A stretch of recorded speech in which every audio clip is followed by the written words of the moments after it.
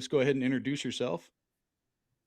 Sure. Sure. My name's Nick Fasciano. I'm the executive director My name's of the Idaho Nick Wildlife Fasciano. Federation. I'm the I executive took over director a little over a of year the ago. Idaho Wildlife Um, Federation, and I took over a little over a IWF's been year around ago. since and 1936 and gone through a lot of IWF's been different around iterations, since but our goal is 1936 really to and gone through provide a lot of strong different iterations. connective But our goal is tissue really to between provide sporting strong groups across the state connective and help build a tissue strong between platform the sporting for groups across the sportsman-focused state conservation and help build a as strong our state grows and platform develops, for making sportsman-focused sure that our values conservation stay strong, as our state grows that and our develops, opportunities remain making sure that our values strong into the stay future. strong, that our opportunities Sportsmen tend remain to get a little siloed, strong into the and future. so having Uh, that Sportsmen connectivity can tend to really get a be little helpful, siloed, both and at the so community level having and also at that connectivity can really the be policy helpful, level. We both work in at the the state community house level with and also at agencies, the policy level. for We work in the state conservation house and and with promoting agencies sporting values um, across Idaho. for Yeah, I'm a big conservation fan of and your promoting organization. I've sporting been on the values mailing list for across years. Idaho. Um, Great, so, so when we talked the last couple of months, over the great. last couple of months, that's why I started to reach out to you and see if we could have some discussions on what's going on in Idaho right now. Yeah, So, and most specifically, I wanted to yeah, kind of go through, at least as a jump off point, and start with the technology working group with Idaho Fish and right. Game.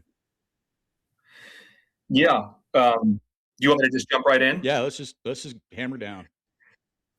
Yeah. So this has been a ongoing conversation that I think. To step back, Fish and Game started or ran what's known as the Hunting and Advanced Technology Working Group in 2024, which was, I guess, a 23 person, I think, group which discussed as technology advances, how does that impact hunting and what kind of restrictions might we want to put on ourselves? And there were hunters from traditional archery to uh, long range shooting, you know, black powder, kind of everything in between there, to try and get a variety of sportsmen's perspectives. And the reason why this was a necessary conversation was that there's a couple of different or multiple reasons why. I mean, one of them was um, as technology gets better, success rates go up, right? We become more effective as we have better technology. And there's only so many animals that we can take out of the population, right? I mean, take elk, for example. There's probably 120,000 elk in Idaho. We'll kill about 20,000 throughout the course of the season.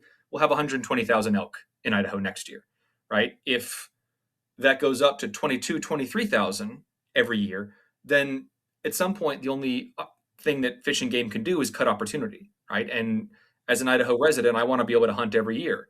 So as do most of us. So there's a discussion that has to be had in terms of if there's technology that's increasing our success rates. That can't go on forever. We're going to have more resident hunters as Idaho grows. How do we manage that, right? And that's going to be a topic that no one's really going to agree on easily. But can we figure out some discussion points where we can have that conversation and figure out, all right, if we have to figure out how we mitigate our success, what's the best way to do that? So that was one of the reasons why this hat group got convened. Another one was as technology improves, the technology is expensive, right? I mean, I think a lot of us have a strong ethos that hunting, at least DIY hunting on public land, should be kind of an everyman activity, right? And if you get to the point where technology is giving people with more financial resources a clear advantage over the rest of us, right? Say you can put, like transmitting trail cameras is one really hot button topic right now, right? You have one or two of those. Yes, I mean, and we'll talk about that in detail, but you have one or two of those, and that's not necessarily an outsized advantage. If you can afford 50 and put them at every pinch point within a mile of your elk camp, that might change the game a little bit between people, things people can afford and those who can't. Um, and that's coming because pretty soon, I mean, we're probably in the last handful of years of time frame when there's not connectivity everywhere, right? Like you could still go back in the Frank Church and get 0 bars on your cell phone. Well, That's probably the changing soon, iPhone right? 16. Yeah, iPhone 16 now comes with satellite in it. yeah, exactly, Everybody and their right. dog right now has a Starlink attached to their Jeep. Literally.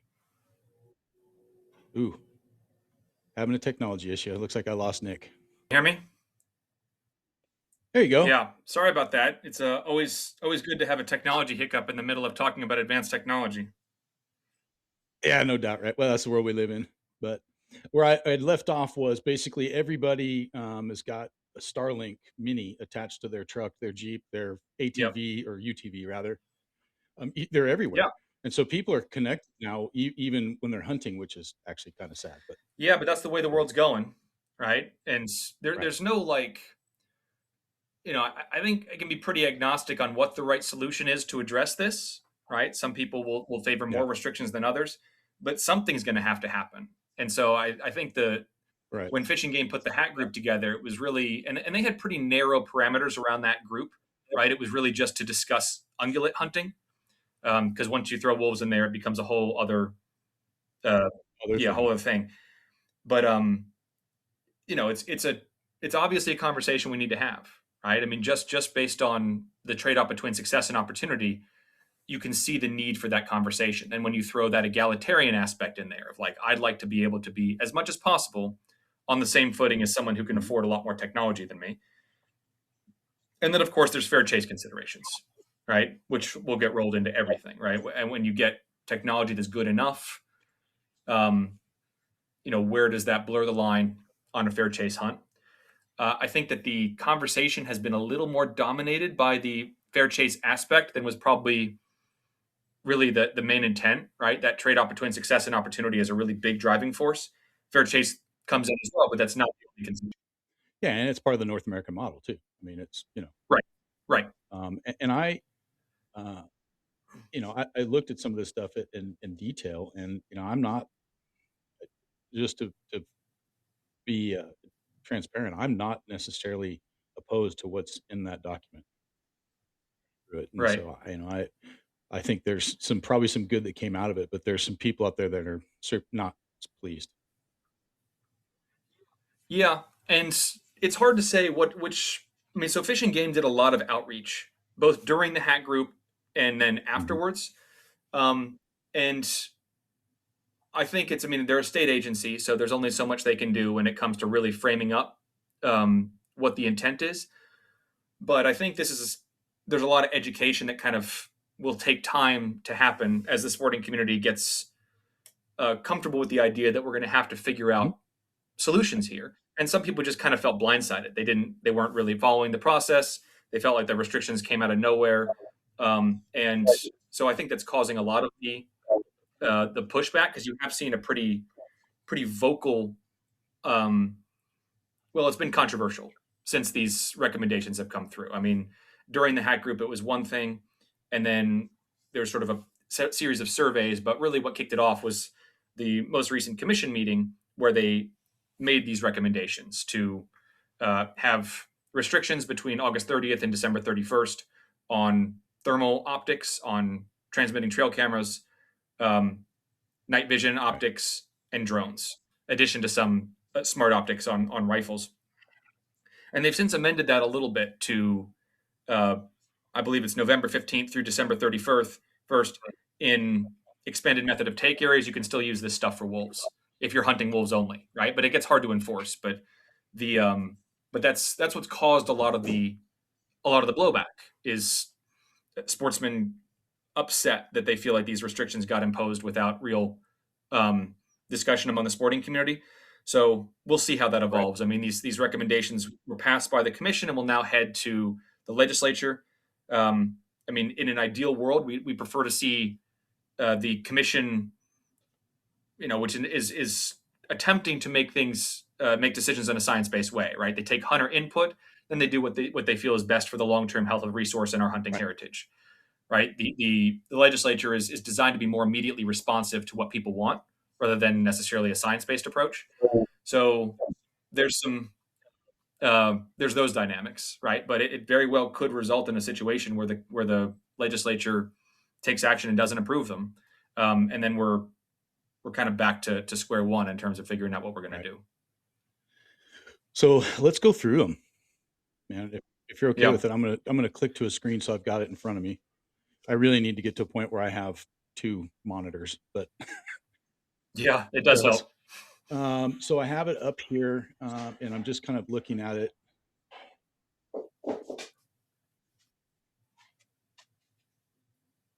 Okay, let's just start with drones. Yeah. So hard to argue with Hard to that, argue. right? Like the way that the hack group ultimately made its recommendations, and the fishing game made some changes afterwards, but some of them were unanimous. You know, the entire 23 member hack group said we want to see these restrictions, and a few others were almost unanimous, right? Like just one person shy, and I think that was due to enforceability concerns. Drones, I believe, were a unanimous recommendation, right? It's most hunters, I think, would agree that drone technology um, gives hunters an outsized advantage, and that's both a fair chase consideration as well as a um, boy, is it annoying to hear those sounds in the woods, those things No doubt. overhead, and also when you're looking, yeah, and when you're looking at the trade off between success and opportunity, right? I mean, if you can blaze one of those things over the hills, you know, while you're uh, hunting, it's you can easily see where success would go up at a rate that is unsustainable for the I resource. agree. So that one has been relatively We already non-controversial, have and I think we already have rules. I would say again, We already have rules in place on flight as it is. You can't yeah, fly. right. I mean, but yeah, So right. You know, a lot of states you can't hunt the same day you fly. There's all sorts of there's all sorts of restrictions that recognize that surveillance from the air makes it a little bit of a asymmetric game when it comes to the fair chase side, and will lead to some outsized success. So that was pretty non-controversial. I think will remain so. how is the drones? As I'm reading this, I don't see it in there as I do with the night vision and the thermal. How is the drones with recovery? So that's actually a pretty good question. So the yeah, for scouting or hunting, it doesn't specifically say Right. It doesn't retrieval. say it out there like Um, it does with the vision, the night vision.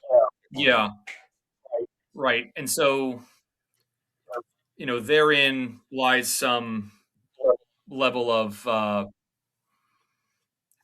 you know, if you're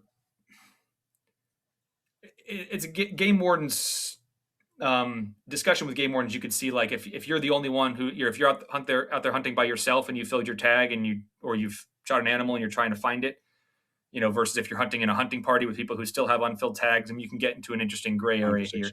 But that'll have to be something that gets spelled out over time.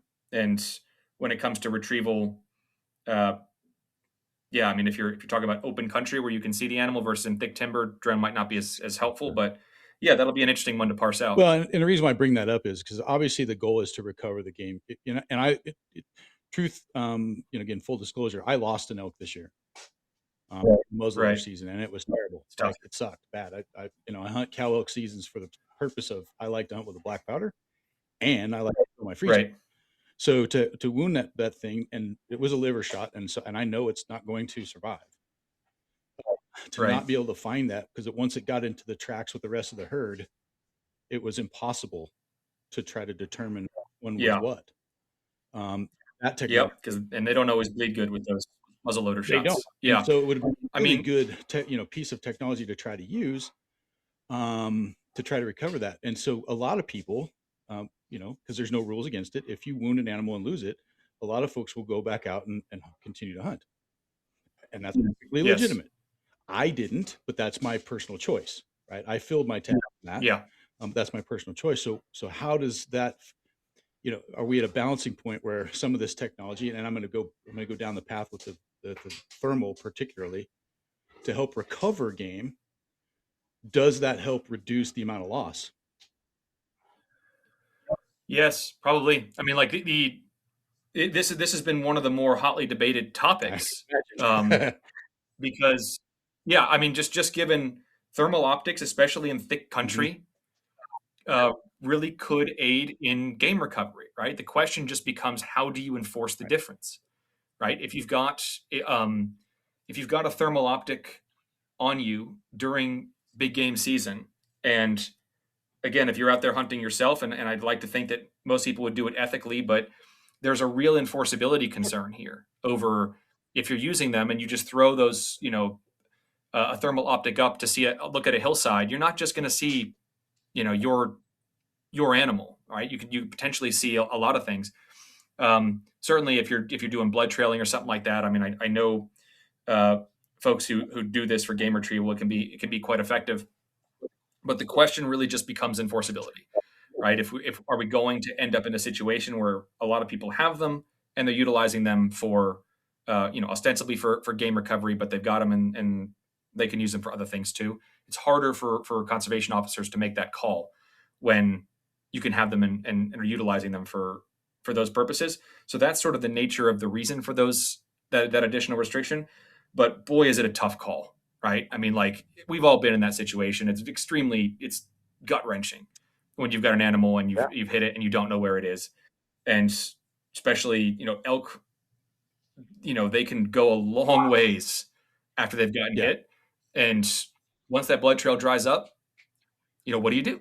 So I can understand the appeal, and I'd certainly feel it myself, but yeah, the question becomes one of enforcement.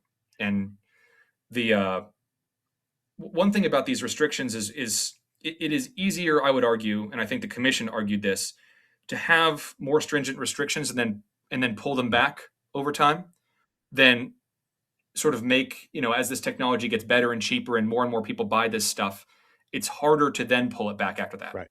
Right. So if we do end up in a situation, and who knows, there could be any number of different, maybe there's some sort of licensing system that we put together for game retrieval for uh, with thermal optics or any number of Well, I have things, a right? But we don't have it I yet. actually Yeah. have an idea on that, and it's already exists as it is when it pertains to night vision or thermals. If you're hunting non-ungulates like coyotes, whatever, you actually have to make a Right. notification if you're on public land that you're doing that. So, and in law Yeah. enforcement, I see it all the time where a call pop up on the screen that's certain people are going to be hunting coyotes or whatever the case may be, with night vision or thermal optics, and they have to notify. Um, Yeah. And maybe that's the future, right? There's, how we use advanced technology is the question, not just what we right. prohibit. Right. So it's, but I mean, the commission mentioned in that meeting that they're not going to get it right the first time. Right. We have to try Mhm. these things in an iterative way. This is sort of uncharted territory for everyone, but you can see what the Yeah, problems would be with, thermals are an incredibly powerful absolutely. technology, and being able to, how many times has, every hunter been sitting there glassing a hillside and just been like, boy, I'm leaving. I'm not going to hunt anything, but it'd be really nice to know what I missed. Uh-huh. Right. Or just have an understanding of how critters are using the landscape in the dark. This is, and thermals are just getting to the point now where they're affordable enough and powerful enough where you can actually start to utilize them in Western hunting this way rather than just shooting hogs or coyotes in Texas the way that Right. they've been doing for a while. Right. But um, yeah, it's a hard question. I don't know what the right answer is. I think that but the nice thing about the commission process is we can iterate, Yeah. right? They can make a call. It's not going to be the end of the world if we're not able to use thermals for a year or Mhm. two, while we sort of ascertain what the right go for it approach is. So I think that's what was largely in their head. But hunters across the state are having conversations like the one that you and I are having right now, and feeling like, well, there's a lot of use cases for this, right? I mean, you lose one or two animals uh, in your lifetime, and the idea that there's a technology that could help avoid that Yeah, makes it makes it appealing, right. I right? was So devastated I lost that elk. I just, it ruined my yeah, whole week, I'll be honest. So, yeah, it's the worst thing. Well, I mean, apart from safety considerations, it's one of the worst things that can happen to us in mhm. the woods, right? So um, yeah, I mean, there could be a different long term solution that makes more sense. I do think we're probably going to have to iterate into that in some form or fashion to see where because the downside risk, the risk that we just slowly see a creeping up of success rates as technology gets more and more infused um, into our hunting Yeah. kit, and we're not sure what to pinpoint. I mean, that's going to be the ultimate trade off. Is that happens enough, and there's enough of these types of technologies, and we have to cut opportunity, and then none of us wants to see residents go to a No. draw for deer and elk in Idaho, but these are the discussions we're going to have if we're going to avoid that, right? And at some point, we are going to have to collectively accept some legitimate restrictions on technology Yep. because those will drive success rates up. And I, again, truth be told, you and I have talked about this in the past offline, but was Right. actually pretty impressed with the working group and their transparency and what they put out. B, I'm not opposed to it. I have some questions on some things like we talked about the night vision, the thermal in terms of recovery, because those are Right. specifically outlined in there as being prohibited. Um, and that, again, conversations that continue to have with them. But I think this process has been good, and I would agree with you. Idaho has always been an opportunity state. Idaho has been managed as an opportunity state, and I would like to see it continue that way. These things have to happen. And the other thing I was pretty impressed with was the fact that on the list of people that were in the group was one of the folks from Utah. And again, there's people in every camp, right, on one side of it, and the others that are against it. But I think that Utah has done some very similar things in terms of looking at their harvest statistics and starting to Right. manage technology, and they really came up with some pretty interesting ideas. The only one that I was not in favor of was the antler point restriction, because we know scientifically that doesn't work. Right. Scientifically, that's proven Yeah. fact, it does not work. So, you know, but I think that that having Utah involved in that conversation was a positive. Yeah. And if you look at just the course of what they did with the hack group, the speakers they brought in, the level of discourse that they had, it's probably too much to ask every hunter in Idaho to watch every one of those Right. meetings. But in Fish and Game, I think anyone who takes a really close look at the process they went through will be impressed with the level of hunter input and engagement and how comprehensively they looked at this to try and figure out where the right place to land was for this first Mhm. iteration, right? And Fish and Game's a state agency.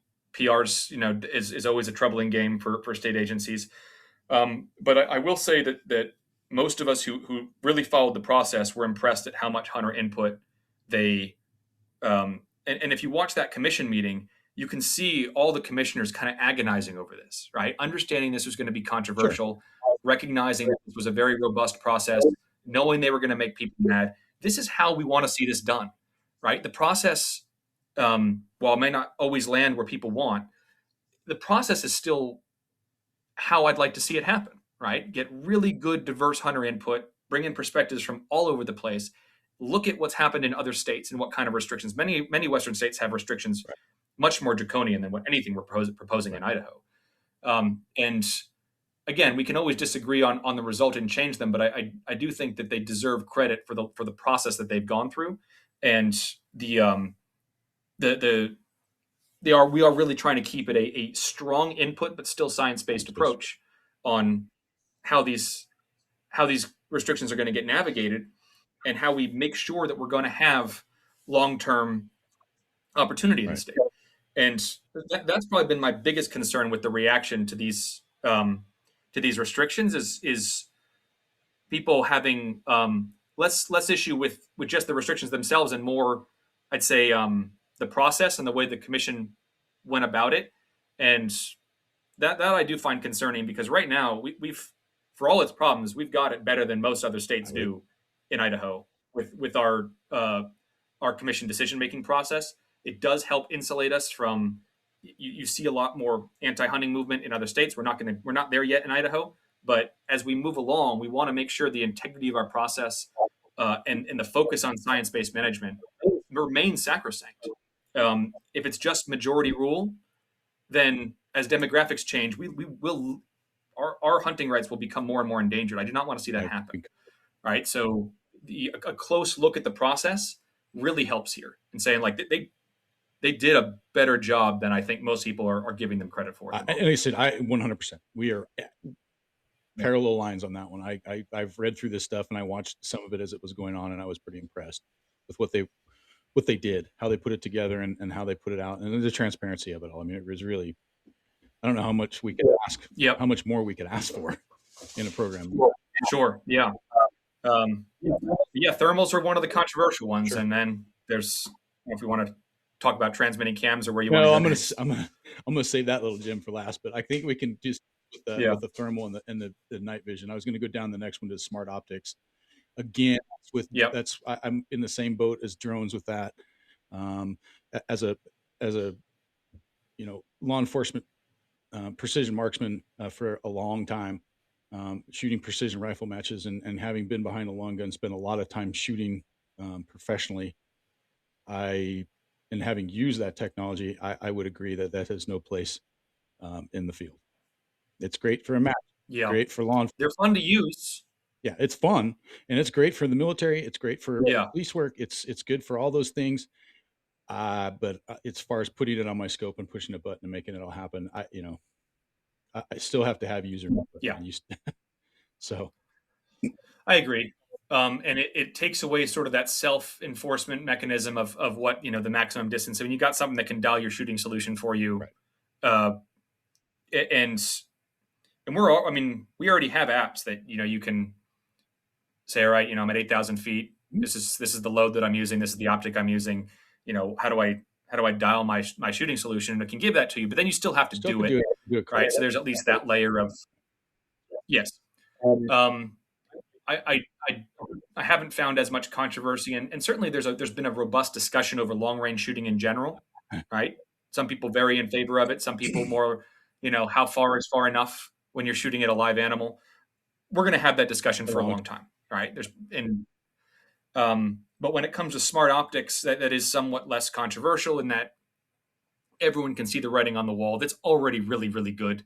What these, what some of these scopes can do, it's just going to get better, well, right? and This there's some is, that are already calculating wind, and yeah, that's a non-starter for me as far as being the hunting spear. Um, Honestly, even in competition, I think that should be a non-starter because that's where um, that's where training and time behind the rifle and people's yeah, expertise and skill starts coming into play, and you start to figure out where and what your limitations are.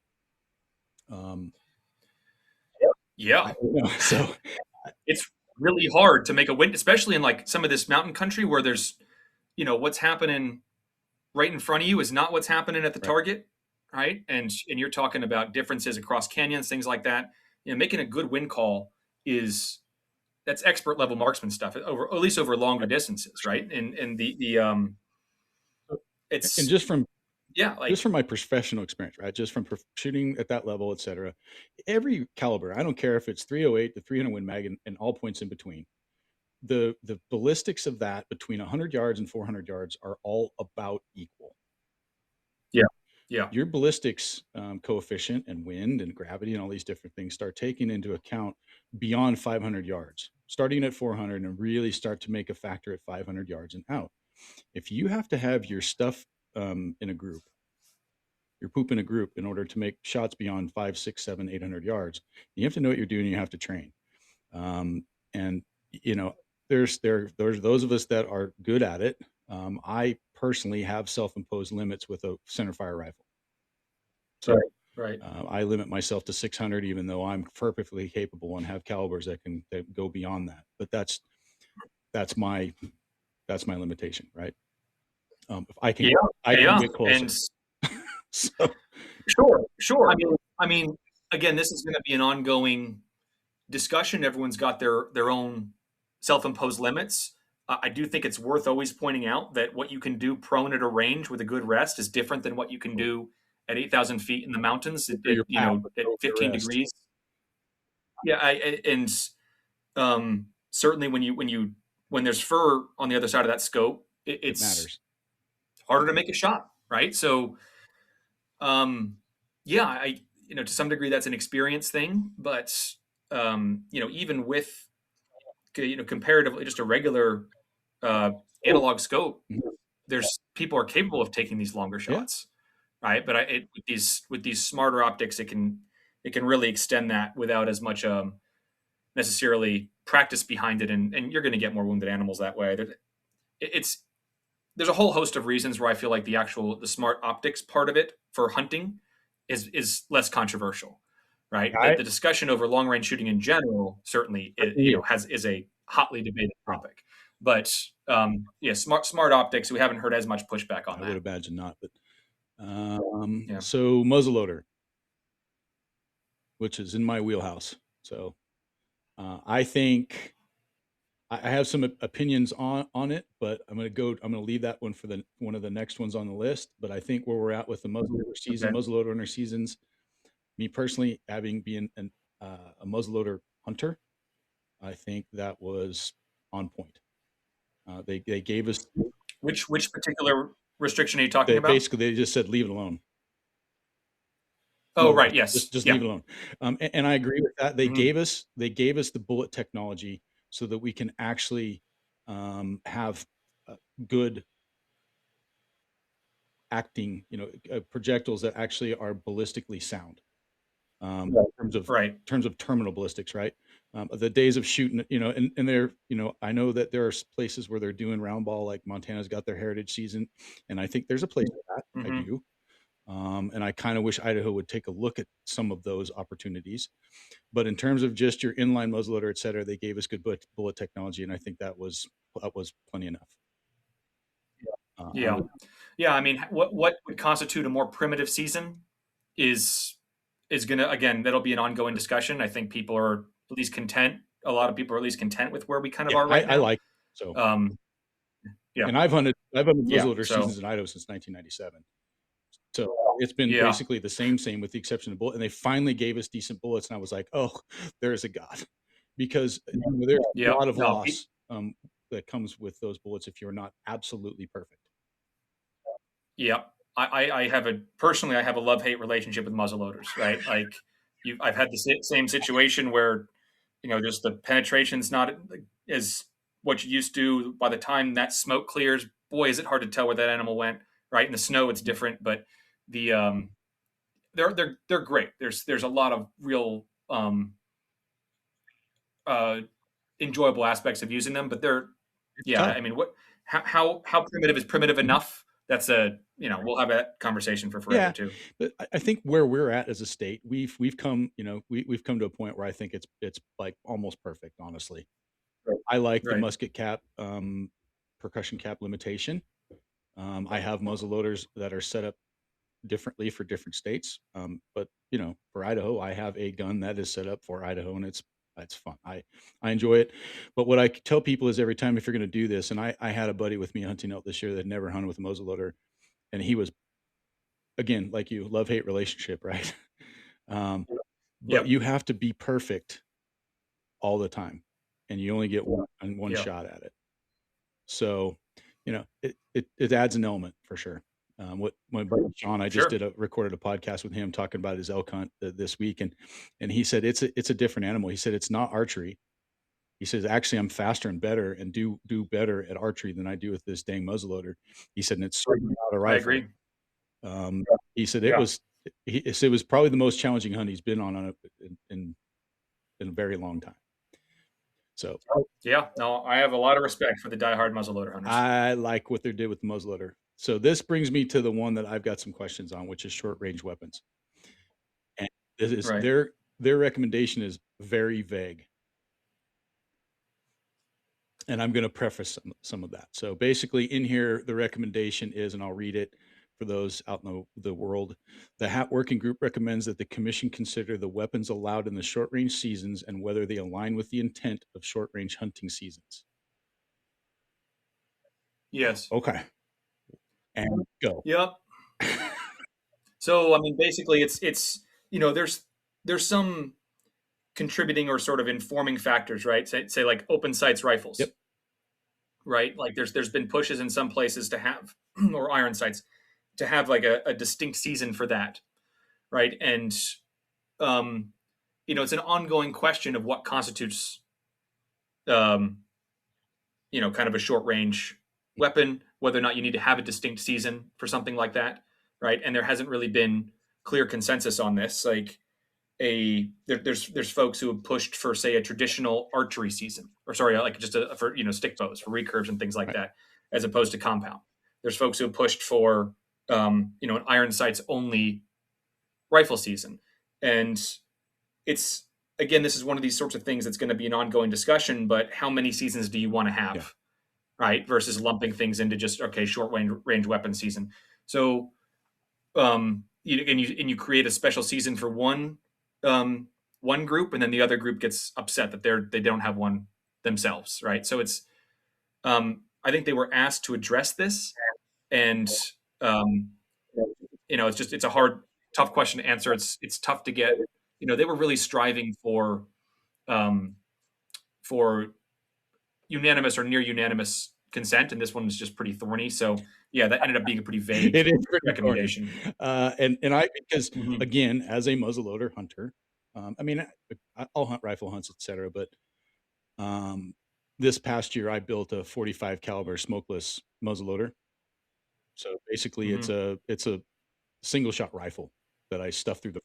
Right. I mean, basically, I built a pipe bomb and I blow it up and send Yeah. something out the other end is what I built, right? But it's it's Mhm. it's Yep. it's neat. It's suppressed. It's on a Oh, it's nice. on an MDT H&T 26 chassis.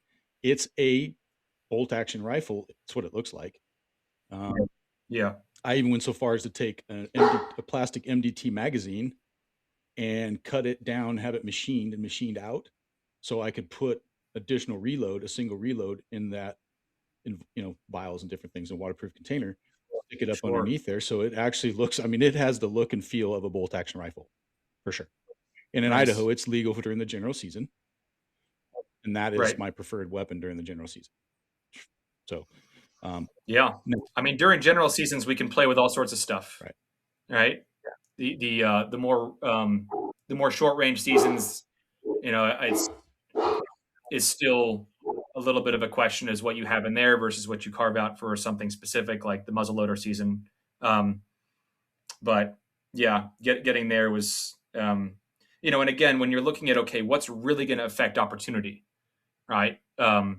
That's more of um, and you could see that where you carve out more and more time in the mhm, season to less successful weapons or less, where you have to get right, closer.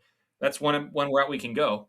and But I've done that. yeah, again, it's The yeah, short range season, I like it. I like those, from the standpoint is I will use a muzzleloader in that season, but I can set it up a little bit right. differently. I can set it up with, with a little bit more precision. So it doesn't really give me the Hmm. opportunity to shoot necessarily further, maybe a little bit, but it's still, you know, it's still a short. It's still not a long distance rifle, right? It's using black powder, Sure. but I am able to actually put that precision, that bullet on point with a lot more precision than I am, say, with an Idaho legal muzzleloader. And so I Yeah. actually enjoy those seasons And quite a bit for that. yeah, and you can see though that people will probably stretch that anything that is legal. There's going to be a tendency to stretch it about as far as it can go. I mean, a lot of people impose sort of limits on themselves.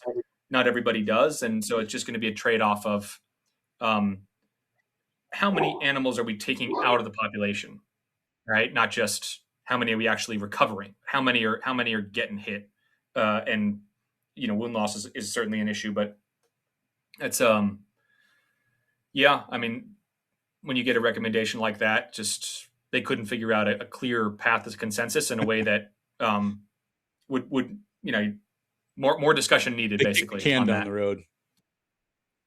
So Yep. I'd be interesting to see what the commission, does with that, Sure. Sure. as we move forward, because that one's in my heart. That one's close to my heart. Sorry, I think a lot of people. I Yeah. have a Cane Corso that's barking at the UPS man at the moment, so I apologize. That's what they do. That's what they do. He's a 150-pound toddler is what he is. Yeah. I've got a crazy yellow lab. He's only 70 pounds, so that helps a Yeah. bit. Education, I think this goes without saying. I like what they've got going on here. Um, exploring other states' outreach and education models such as Arizona. Arizona's got a cool program. Obviously, it's a point system, and they Yeah. offer points for taking their course, and I've done that.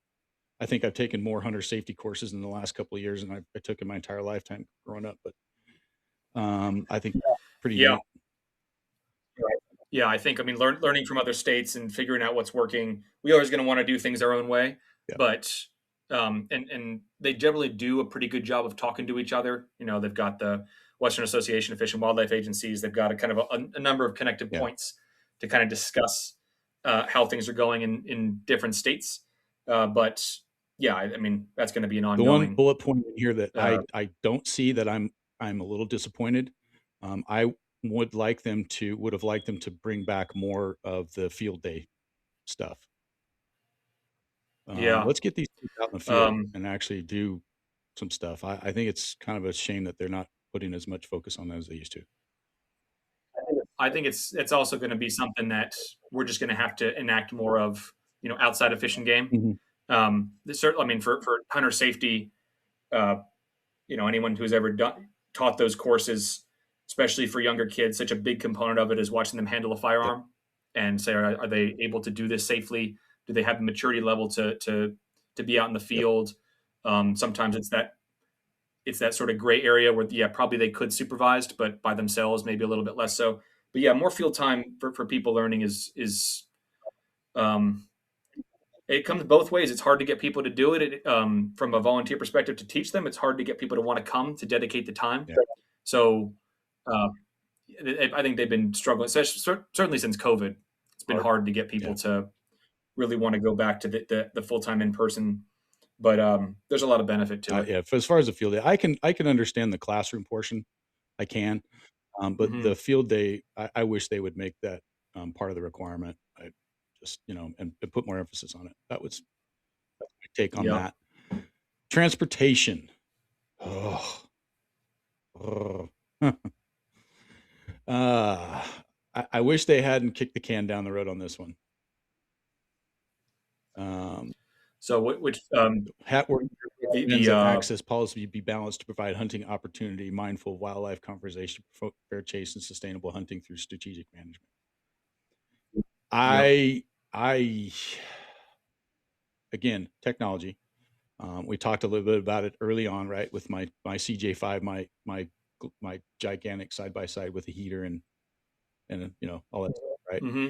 Um, I, I get so tired of being in places where there should be no vehicles, and these guys with these trail capable UTVs end up in places they have no business being, and there's just zero enforcement and there's zero appetite to enforce it. I can tell you from Yeah. experience, coming from a law enforcement perspective, there's zero. And that is super frustrating. I've got video of a UTV going into a roadless area. And I actually had it out with a commissioner on the phone about this because basically they're, well, we can't enforce it. Well, yeah, Yeah. you guys they've got to get that hammered down. They've got to do something on this front. Yeah. And It's difficult because oftentimes the you know, the land management agencies are the ones that take um, that are looking at, you know, how they're gonna do motorized use restrictions, right? So whether it's BLM or Forest Service or Idaho State Land, and it's their enforcement agencies that are really strapped a lot of the time, right? I mean, there's areas, you know, in parts of the state where there's one BLM enforcement right, officer covering a territory that is, enormous. you know, just massive ranges, right? And so and you know, Fish and Game in their strategic plan did, you know, is, or their updated strategic plan that they're working on right now is prioritizing increased enforcement presence, but they are usually looking for game violations, right? Not necessarily motorized use It- type of, And that and that's more on the, And yeah. that, though, is where I say that the two blend together. We have motorized restriction rules under Fish and Game rules already in the book, and certain units have it, and certain units don't. I wanted to see them standardize that, and make that a statewide thing, and then give us collectively law enforcement the teeth to enforce it. And I'm gonna pick on the Forest Service guys for just a minute, and I know them. I know some of them personally. Their mission is much more focused on illegal woodcutting than it is on Yeah. travel across the land, for sure. They've got more time and energy Right. spent in wood permits and whether you're cutting a tree that you should be cutting or not. I think personally that people driving their ATV, UTV, Jeep, pickup, whatever over these areas that are closed are doing more harm than somebody cutting a tree they shouldn't have cut in terms of noxious weeds, uh, fish and game violations, access to game that this was never intended to be in terms of, and now harvest rates, et cetera. There's a whole thing there. Um, Yeah. I thought the And commission or the hat group let us down on that one. one thing that I'd say there, I mean, it's a very fraught topic, and there's a lot of work to be done in terms of just enforcing the rules that are already in Hmm? place. And the a lot of the motorized rec groups, I mean, certainly to their credit, recognize and have worked on legislation to try and up some of these penalties on the understanding that the more closures that are violated, the more access risk comes into play, right? I mean, this is how we lose access Correct. to places is by is by just kind of running roughshod over the regulations, whether that's through private land or anywhere else. Um, and some of this is just educational, right? I've run into a lot of dirt bikers in places where they weren't supposed to be that came in from so far away they didn't know that the area they were in was Right. off limits, right? And when they find out, they turn around.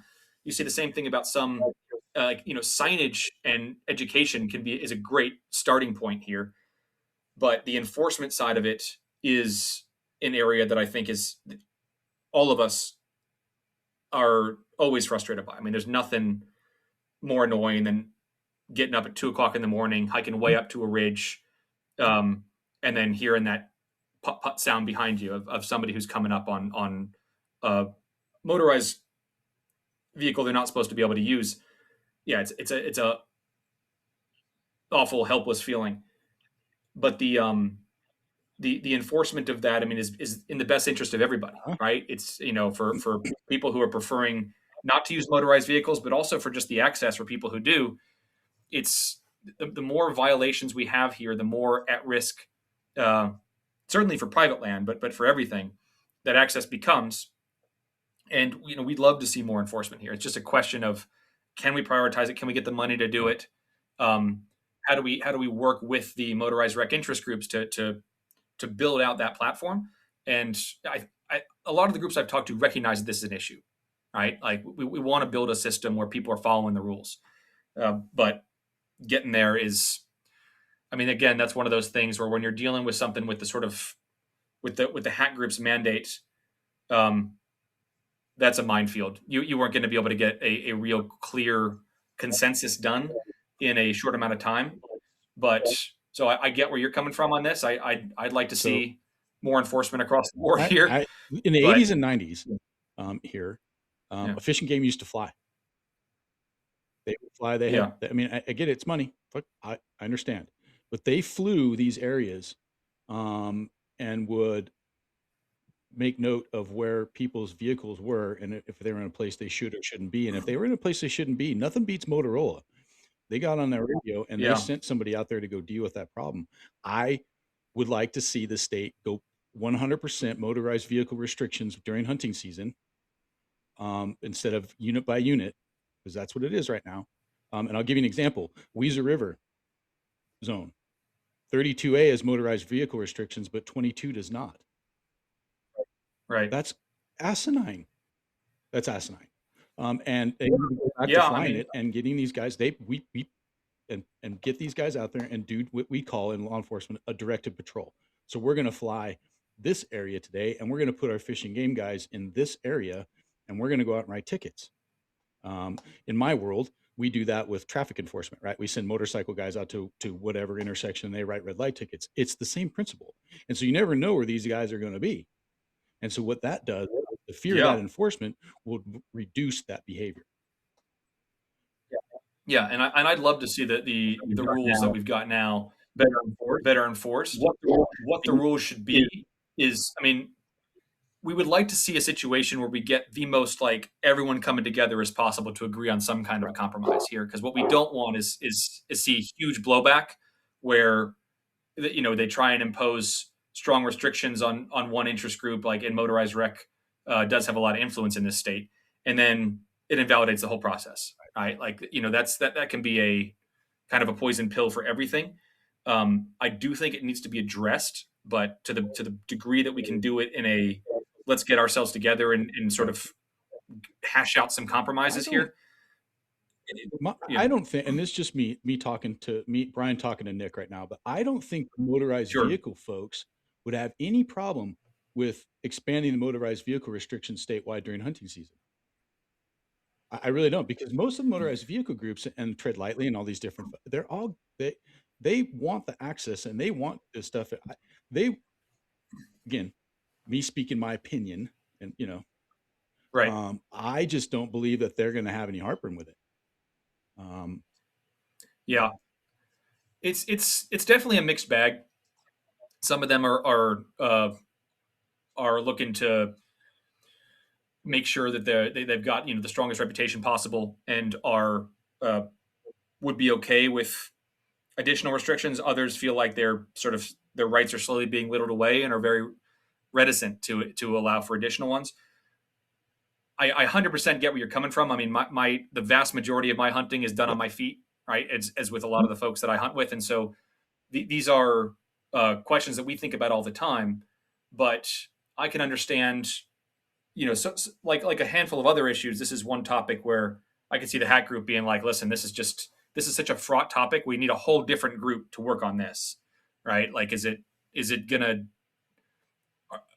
to color the rest of the recommendations we make if we put something too hard on here? oh, Because I don't disagree with you at all, but I think it's going to take a lot of people coming to the table and discussing this particular well, issue, because it is, I do know a lot of hunters, especially people who don't hike around like they used to be able right, to do, really feel strongly about what access means to them. yeah, and then but again, there's provisions for those folks. There's permits, et cetera, for those folks to do some of those things, right? Sure. I don't have any issue with that. That's not what I'm getting at. What I'm saying is we have people taking vehicles into places they shouldn't be going. Period. Yep, I agree with And you there. it's got to Yeah, stop. And so if Fish and Game ever comes up with a group to cover that, I'm on. Sign me up, yeah, because yeah, I'm 55 years old and I still get after it. But I'm starting to slow down a little bit. Um, but I still go way back and some steep stuff. But at some point in my life, I'm not going to be able to do that, and I understand that. But so I want to enjoy that time while I yeah. can, while I have it, without the ATV, UTV, whatever, ending up in some place. Yeah, enforcing the restrictions we've got and making sure that if you're putting the work in to get there on your Mhm. feet, that you're not going to be competing with people who are able to drive dirt bikes on closed roads there where they're not supposed to Right. be there. That's something I don't think no one's disagreeing with that. Like we love to see that happen. So, all right, that's my 2 cents worth on that one. Yeah. Yeah. Artificial intelligence. Basically, they don't have any formal recommendations. It's such a I think it's such a moving target right now. I don't know. I I don't know that AI necessarily helps or hurts at this point. I just don't know the Yeah. answer to that. I mean, it's certainly helpful in doing some research on things. Absolutely. Um, I don't have, I'm a product of the '70s. We had Encyclopedia Britannica in the house. So Yep. research is certainly much easier now, but that's been the case since the advent of the internet anyway. So Yeah. I don't know how they would have dove into this one, right? I mean, could you use it to help identify bedding areas and things like that? Maybe. But in the fields, maybe at some point it'll become something that will come up, but we're too early in the game yeah, right now to and know. that's I a good mean, point. Maybe as people have more access to their phones, et cetera, out in maybe that becomes a bigger thing. I hadn't thought of that. yeah, Archery regulations, keeping it the same. I agree with that. I don't have any issue there. Do yep, you? no, Um, I like my archery yeah, seasons. I can't archery hunt because I have a vision, a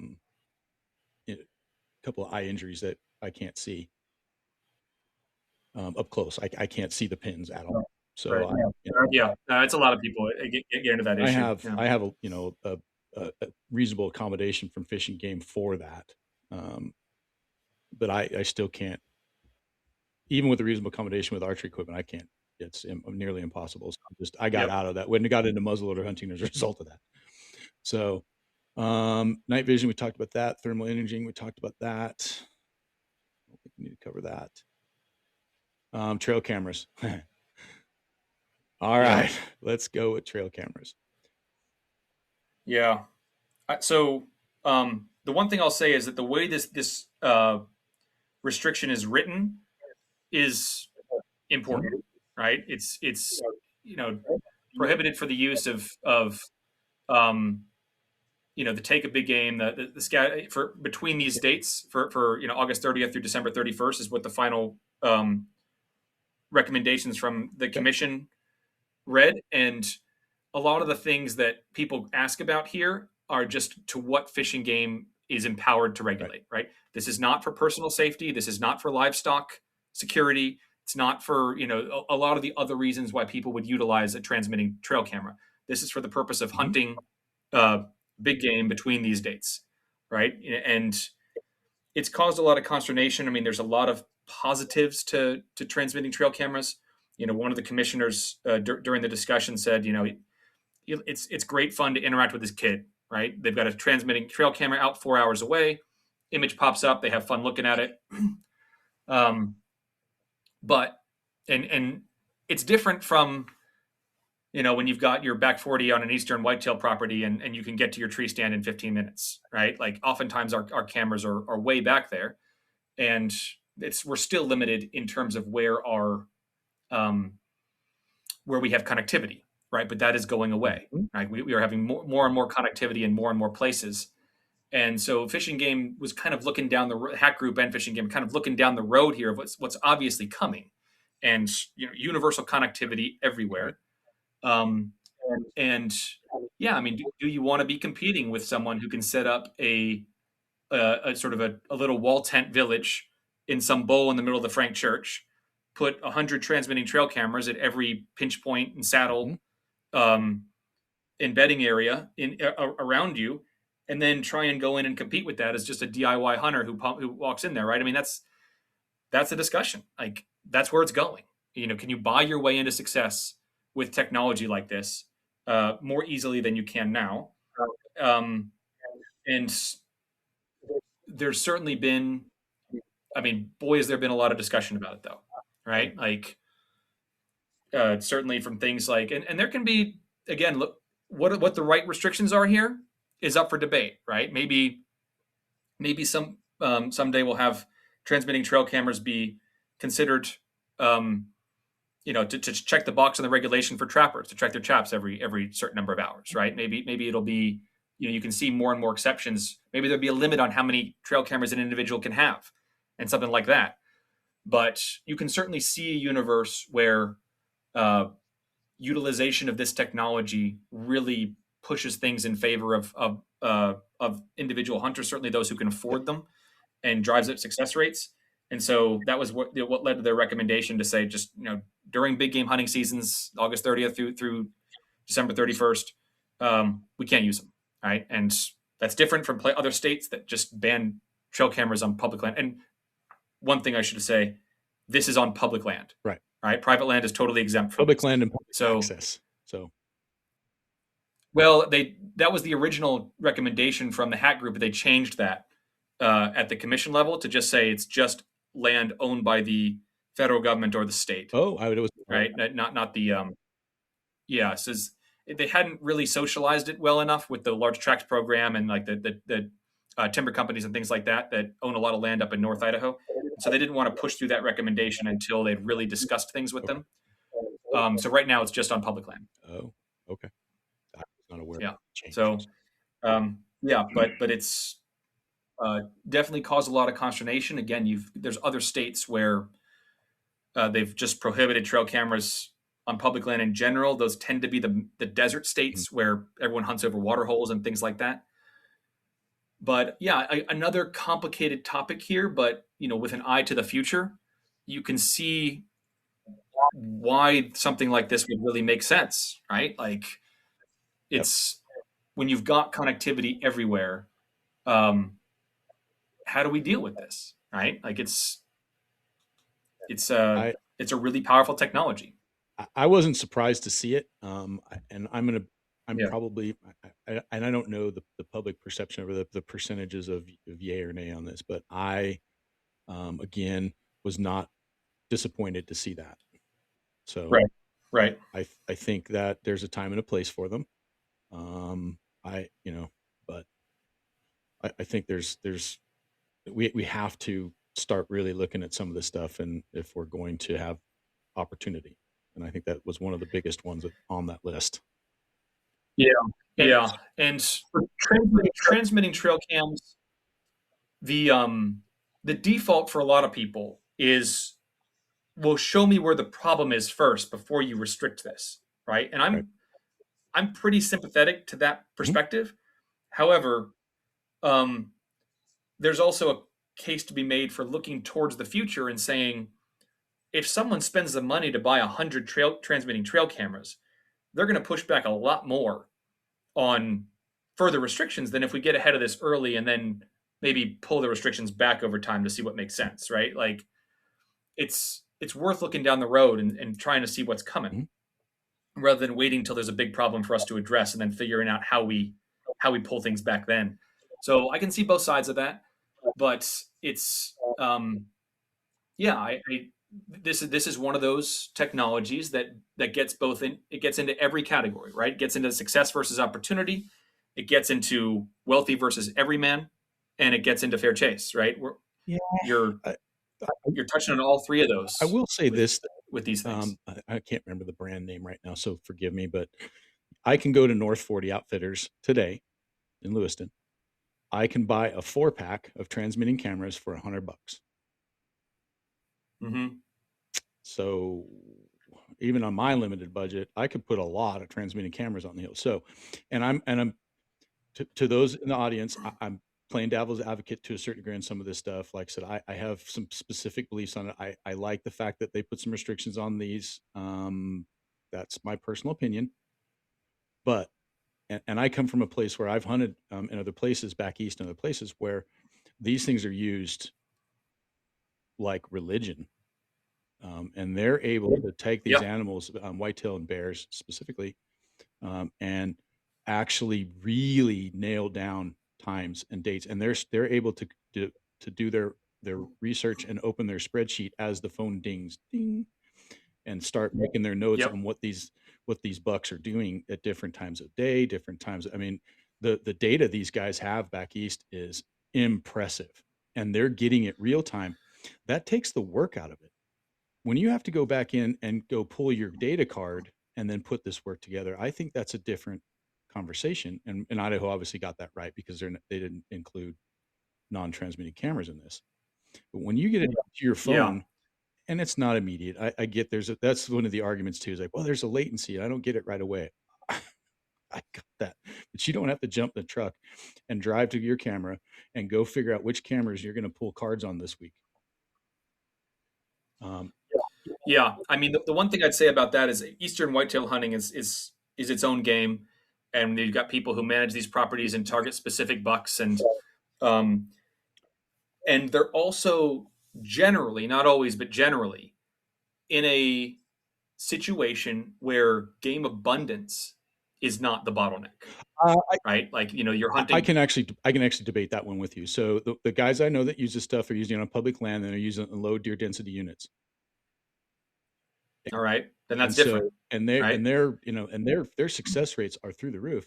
And and clearly there's more whitetail deer than there's going to be mule deer. But once we get to a point where we can take a mule deer herd and start patterning what they're doing and where they're going, et cetera, with the use of these things, I think that becomes problematic. Or elk, or put X game. Yeah, especially for really cagey big bucks, where it's like getting in there and pulling a card from your trail camera might disturb where they're at, right? I mean, some of these critters don't move very much from their Mm-mm, little they home don't. range. So there's a number of those considerations that I think it's worth it. I mean, the distances in the West are so much Yeah. bigger that it does generally take us longer to get to where we're going, and by the time we get there, maybe the deer, elk, or whatever it is have moved. Especially during the time frame when we hunt them. October for deer, maybe less so because during our October season, it's pre-rut. They're not really running around yet too much. They tend to stay where they're at a little bit more. And they're harder to find, so you could see some advantages there. Uh, but yeah, I mean, it certainly is a complicated. And the other thing is for a lot of people, getting pictures of wildlife on their phone is part of the fun, Yeah. right? Like it is cool to get a ding at like 4 o'clock in the morning, or to see something Yeah. like, you know, oh, you finally see that he was moving around in daylight, right? This is fun stuff. And the way this current proposed restriction is, it's worth saying, it's the fall, so it doesn't include spring bear season, when a lot of us really like having Right. pictures of bears on our, coming Mhm. through. But I get all that, right? Like Me too. but it is a difficult question, but it's one of those things where what at some point we are going to have to look at what trade-offs do we Mm. want? Do we, like, if you just say in a vacuum, would I like to use transmitting trail cameras? Sure. Would I like to, what if do I like it so much that I want to see my hunting opportunity reduced and end up eventually having to, see more units go to controlled or cap zones, which has already happened? Um, Probably not, right? Like, I mean, and when Fish and Game did surveys on this stuff, hunters are relatively split, and this is thermal optics and transmitting trail cameras. Most of the people they surveyed, and the way those survey questions were written really was more fair chasey than like really success versus opportunity. Right. Like, you know, um, yeah, people are pretty split. The very last survey they did showed people, when they showed what the actual restrictions are going to be, showed, more hunters. I think it was, 70-75% opposed to these specific restrictions. But there's a lot of things that went into that, Right. kind of what motivated that survey. I think long term, if you did that over time and you kind of explained that success versus opportunity trade I think off, that was. Yep. the And the other thing too is that I've heard. Oh, you still there?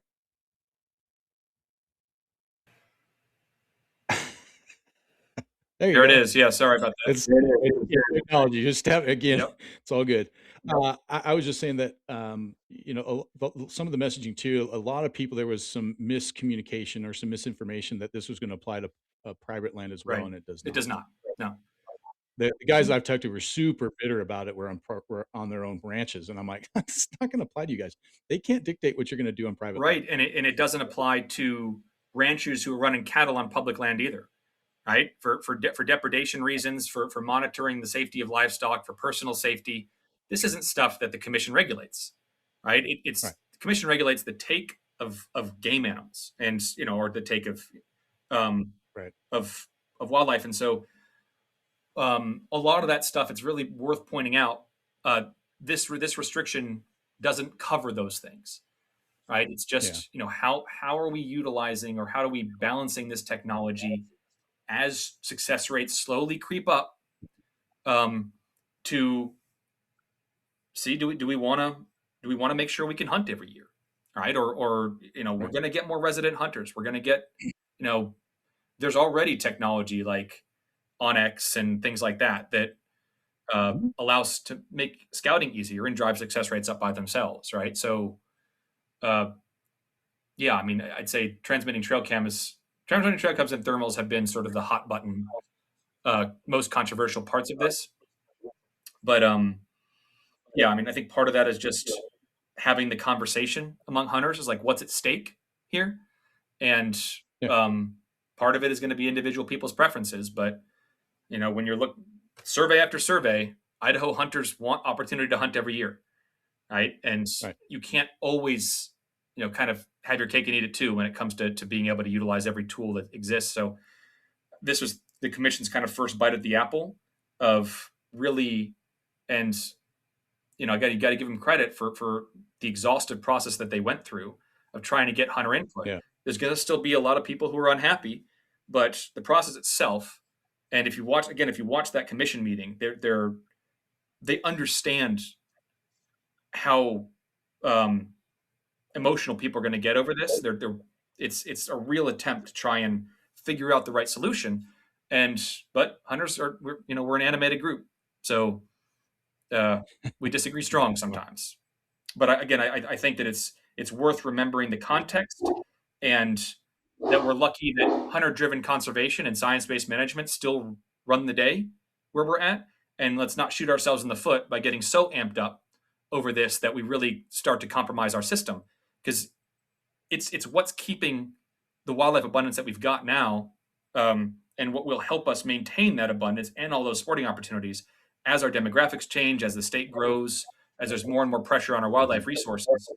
Uh, you know, this is how you want to see things done. You want this really deliberative Yeah, I process. agree, 100%. Like I said, to kind of wrap this up, I thought that the Hat Group, I thought they did a good job. I like, for the most part, what they put out. I have some reservations, or at least some questions, or some things I wish they would have done a little bit different, I think, and we probably all do. Um, but I think we're at least at a really good jump off point Yeah, with it. And yeah. are they going to continue to keep this group as a functioning group? No. Um, So they made the hack group had the recommendation that their underlying principles still be, um, sort of help inform the process as we think about future recommendations. I think it's going to make sense to, I think Fish and Game will learn from how this went and figure out how things will be going forward, because this conversation is not going away, right? right. But that'll be part of the discussion, is how we learn from, all the fireworks that we've seen in the past month or so since the recommendations have Hmm. come out, or at least the proposed restrictions have come out. We'll see what happens in the legislature, right? This could go through, Right. or I mean, I've talked to a lot of legislators who have gotten angry phone calls from constituents. So the fate of these rules is TBD. By and large, I prefer we have these discussions at the commission level, and rather than through the public process. I mean, the legislature oversees the commission, so that they can, but they're just very responsive to public input. That's their job, right? And Hmm. having some education within our own community of, like, to the extent that we can, we want to run this stuff in a science based way, because once you write a law, it's very hard to change, right? Once you can Yeah, it's near impossible. you can amend what happens at the commission level as the next rulemaking cycle comes up, or the one after that. So it's Right. it's going to be complicated, in the legislature, but I think sometimes there's the risk of reacting so strongly that we might end up with some unintended consequences. And it's worth recognizing that right now, while no one's ever going to be fully happy, um, our system is better than it is in a lot of other states, right? Like, we Yeah. want to guard against the risks of, um, having issues like what's happening in Washington, where the commission is not, uh, universally friendly to hunting. I'll put it that way. Right. And so, yeah, like, understand we're always going to have these controversies and always have these disagreements, but let's have them in a way where we don't compromise, um, the system that really, has led to some of the best hunting and fishing in the world in this state. Yeah, I agree. All right. I think that about covers it, bud. Appreciate it. Appreciate the thoughtful questions, and, yeah, encourage everyone to really take a deep dive into this process, because it is the one where the closer you look to sort of what's happened, um, the I think the more credit will go to the process. Right now, this discussion is really being had over, like, on Instagram and Facebook comments threads, which is not the healthiest place to have it. So but there's a Right. ton of information available, on where on how this process has gone, and it's really worth paying attention to.